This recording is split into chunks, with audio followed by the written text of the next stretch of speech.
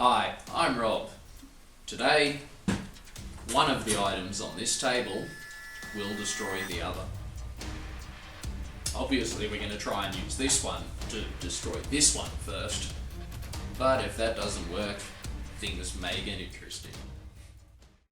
Now, the first and simplest of the modifications we're going to do is to first take the battery cartridge out of the gun, which we've already done, and set to alter the voltage. This would normally take 6 D-cell batteries, meaning it would run at 9 volts. By getting 3 different 9-volt battery fittings and hooking them together in series, then back into there, we can now run this weapon at 27 volts, effectively tripling the rate of fire. On the battery terminal box, you're going to see it has a pair of prongs. Now, I've used my multimeter and common sense if you just read the markings to work out which one of these is positive and negative, because it's actually written on it. So we're going to take our negative and, believe it or not, we're going to hook it up to the negative like this. On you go.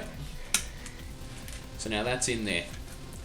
If you're going to be pretty rough with this, you may also choose to solder it on. But the way I've done it, I can take all this back out, should I want to. There's our 3 fittings, and then it hooks back in. Now I've made a little tab to make it just that bit easier to install. It goes in there and actually clips together. There we go. So now, your positive lead runs all the way around the box, through the batteries, and out as a negative lead, and thus completing our electrical circuit. All of that's going to fit in there nicely. Now, I would not recommend doing more than triple the voltage, as it may explode.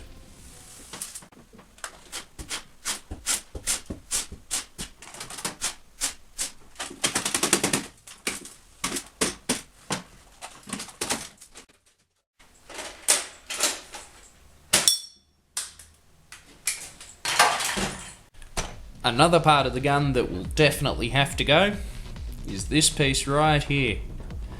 What it does is, as the pressure comes through the gun, it then stops it at a certain PSI. Effectively, the only purpose of this piece is to reduce the overall effectiveness of this as a toy weapon.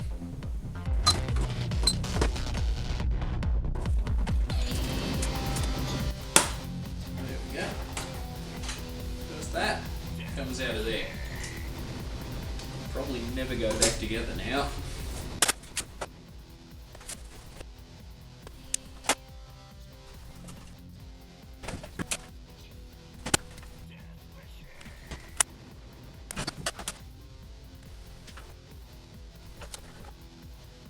Now that the gun's actually apart, the bit we need is this white bit here.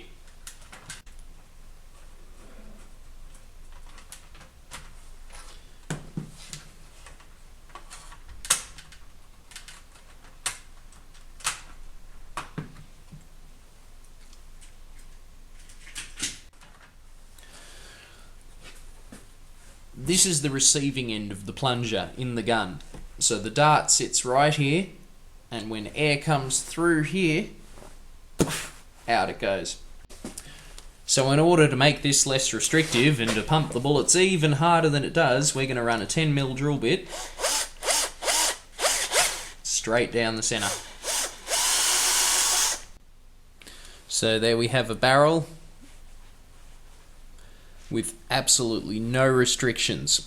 This will give us the best possible chance.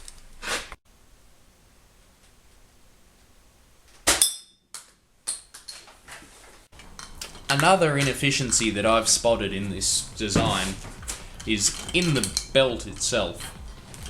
There is another restrictor here. And it also has a small pin that runs up the centre, which is definitely going to interfere with some of the modifications that I may do to these darts. So I'm going to take my clippers and I'm going to get each one of them out. There we go, that's one. So you'll see all of that is in the way, blocking our airflow, and we don't want that. Since our little toy here still does not possess the power that I desire it to have, we're also going to modify the ammunition. Now we take a standard Nerf dart and we drill down the centre of it.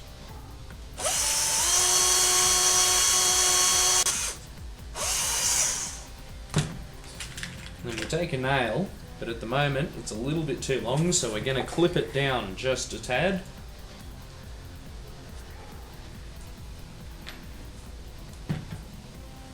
Then we're going to get our Nerf dart and put the dart in the centre. There we go, and the result should look like that. Steel-tipped Nerf dart. Now if you want this to still work in your gun properly, you want to take about 1/4 of an inch off the back of it, just so that nothing rubs up where it shouldn't.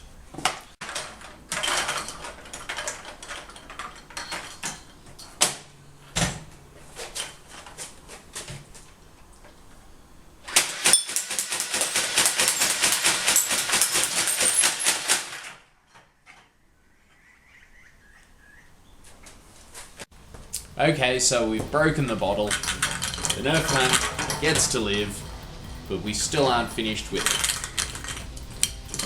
I'm going to take some of these gun caps. Now, gun caps are something that you can buy from any $2 store. Normally, you'd load them into a little cap gun that goes and makes a bit of noise, annoys a few people, but generally isn't that bad of a nuisance. So what I'm going to do is I'm just going to cut these all free of each other so that I have them as individual pieces. So then we take the pieces we've just cut off and we put them over the head of the nail like that. Repeat the process and then put them back into the belt. We'll see how that goes.